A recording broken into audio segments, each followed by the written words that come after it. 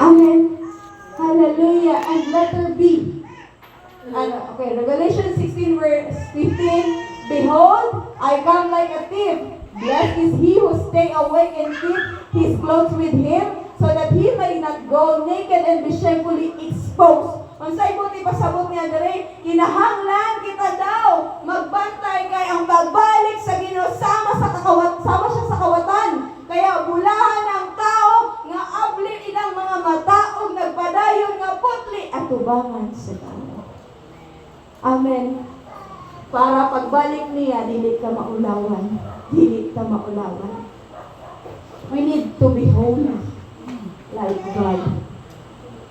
Kinahanglan magkinabuhi tang balaan. Unsay giya nato para mahimo tang balaan? Naay Biblia. Kanunay tang nabasa niyo. Tudluan ta paano magkinabuhing balaan. Tudluan ta paano mabago. Tudluan ta paano makapahimuot sa Ginoo. Amen. And ingon siya diri, for the master return is like a thief. Ang pagbalik niya sama sa kawatan. Kaya magpabiling abli ang atong mata and keep our garments ready. Kabalo ba unsay ibig sabihin naning away ka ng every time ba? Aduna kay communication kay Lord. Og every time alerto ang imong spirit nga pabalik na si Lord og labaw sa kanan. Keep our garments ready. Unsay garments ang atong kinabuhi? Mahimong balaan tapos ang ayan atubangan sa Ginoo. Unya, ang atong kinabuhi karon nga ulahing panahon. Unsay atong giusik-usikan? Unsang atong gisayang-sayangan? Kung ang atong paglingkod sa atong silingan, i-evangelize nato, daghan nagnaluwas. Amen. I-break nato ni ingon nila nga Marites. Oy, Pastora Marites, pasensya na gyud, murag ikaw ng Korinto. No? Igsoon, i-break ni nato. Though the world sees us nga Marites ka, pero Marites ka sa pulong sa Ginoo.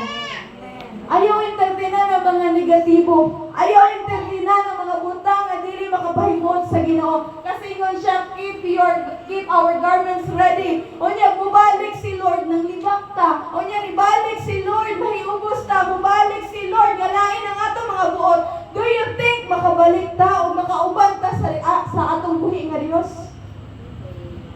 Igsoon. Ang yawa, nagdubli na og oras. Abi ganina ako, dili ko kaanhin. Grabing struggle na ako. Abi lang ako at the first time, anak ko, Lord, okay naman siguro to. During sa last month na mo sa amuan prayer and fasting, abstinence, ingon si Lord, hadayon sa imong abstain. Yung kani-break man ko, tingnan yung gutuma. Lami, mag-irikaon. Pero ang sulod na ako, nag-ingon yun nga, continue. Dahil lagi ulo. Ni-break. Pagkahuman ako, break, mga pila ka adlaw. Sakit man akong ulo. Wala lang siguro ni. Taon-taon na ito, naglain na po na akong gibati mo akong kalinturahon.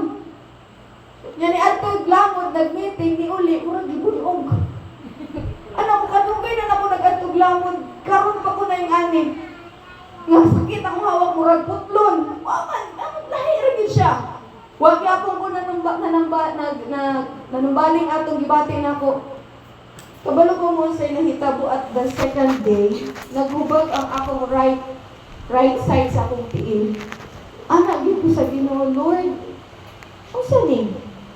Ingon si Lord, ingon bitag abstain. Padayon, wak naminaw. Kabalo mo, after ato naminaw ko kay Lord, sa dihang nag-abstain ko, tanan nga akong gibati, itanggal sa Ginoo. Amen. Nganong kailangan nato magbuhat og prayer and fasting to break every chain. Kung ginapugnan ta sa kaaway, nga muanhi para dili ta kadungog sa pulong sa Ginoo. Ginapugnan ta sa kaaway para di ka mudilao. Pero praise the Lord kay naata karon. Amen. Ug dili gusto sa Ginoo nga magpabilin ta pulelat sa iyang atubangan. Behind na kaayo ta sa uban. Pero gusto ni Lord, adunay kalayo nga magbilaab diha sa atong sulod. Kaya igsoon, padayon nga abli imong mata. Padayon sa pag-abli kanunay sa imong kinabuhi at tubangan sa Ginoo. And always be ready. Nga gimong kaugalingon sa imong atubang ka, Lord, dawaton ko nimo. Hudanan ko sa inyo ha, kung kitang tanan sa individual, mabalik si Lord karon, makaingon ba kag ready na ka? Makaingon ba kag makasulod ko? Hay putli ang akong kinabuhi. I tell you, kung naay something sa imong sulod nga wala nimo gi-release, mo na'y makababaw na dili malipay ang Ginoo o di ta kasulod sa iyang gingharian. Di na gusto ni Lord. Kaya ingon siya, balik ta dito sa verse 1, sa atong 1 ganina, bring back your first love to the Lord. Mao gyud ay hinungdan